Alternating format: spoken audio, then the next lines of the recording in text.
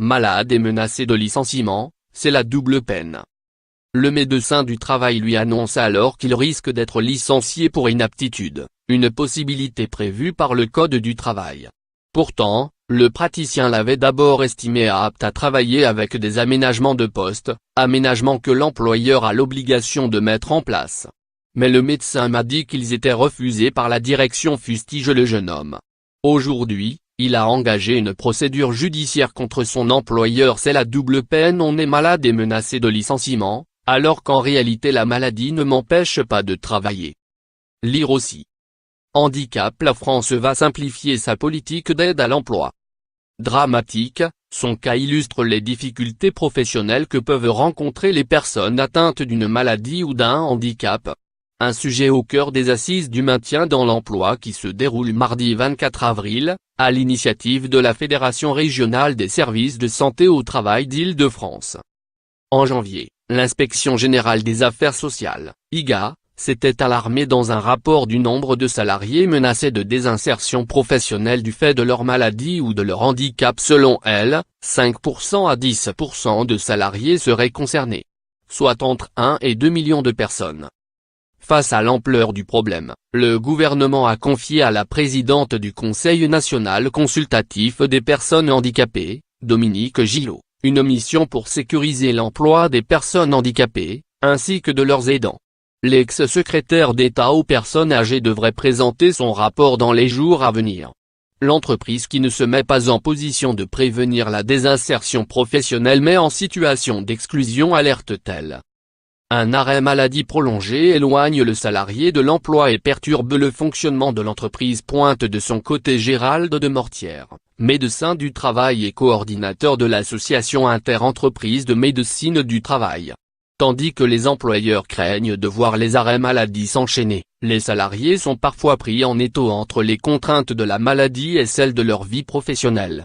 Selon une enquête réalisée en 2014 par l'Institut national du cancer et citée par l'IGA, 3 personnes sur 10 auront perdu ou quitté leur activité 2 ans après le diagnostic. Lire aussi.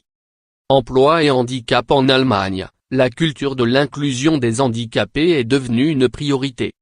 Mais lorsque tombe le coup près de l'inaptitude, en particulier, difficile de rebondir professionnellement. La plupart des salariés déclarés inaptes à reprendre leur poste sont licenciés. Selon une étude réalisée par la Fédération régionale des services de santé au travail interentreprises d'Île-de-France, seuls 34% des salariés concernés fin 2017 travaillaient encore dans leur entreprise d'origine au bout d'1 an. Quant à ceux qui n'ont plus leur poste, 8,7% seulement avaient retrouvé du travail. Sachant que l'inaptitude ne dispense pas de la recherche d'emploi. L'employeur est certes soumis à une obligation de reclassement, mais celle-ci est forcément limitée. C'est particulièrement délicat dans l'ETP, souligne M. de Mortière. Une coiffeuse qui développe de l'asthme dans un salon de 3 salariés, comment voulez-vous la reclasser? S'ajoutent les comportements parfois abusifs d'employeurs tentés de pousser le salarié affaibli vers la sortie. Souffrant de troubles musculaires, Charlotte, prénom modifié, une ancienne collègue d'Éric, vient de remporter un procès contre son entreprise pour licenciement abusif et harcèlement moral. Après un arrêt maladie de 6 mois, cette conductrice de bus avait demandé un aménagement de poste. À l'encontre des préconisations du médecin du travail, ils m'ont filé le plus vieux bus de la régie, dénonce-t-elle. Le ton monté, l'employé finit par être mise à pied. Elle a été licenciée peu après. Aujourd'hui, elle est en invalidité. On m'a mise en difficulté, ça m'a usé alors que j'aurais pu travailler encore 10 ans, regrette-t-elle. Lire aussi. Emploi et handicap pour des entreprises plus inclusives.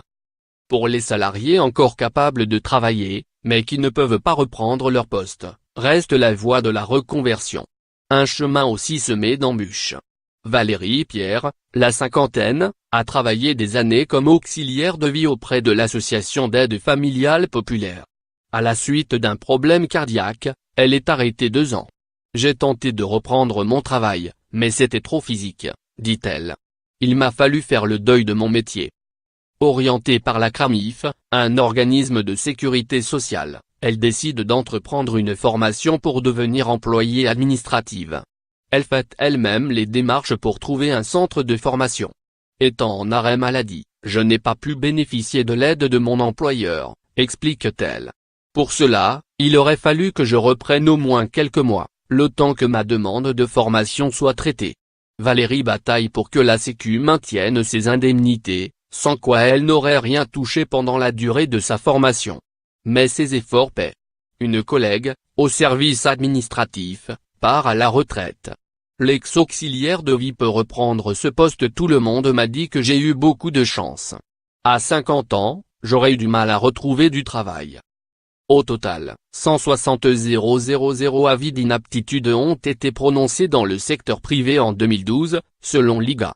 Les contestations des avis d'aptitude ou d'inaptitude reçus par la Directe Île-de-France sont passées d'un peu plus d'une centaine en 2008 à près de 500 en 2015, chiffre 2017 Direct'Île. Le handicap et l'état de santé représentent le premier motif de discrimination dont le défenseur des droits a été saisi en 2014. L'emploi est le premier domaine concerné, selon le rapport 2017 de cette autorité indépendante.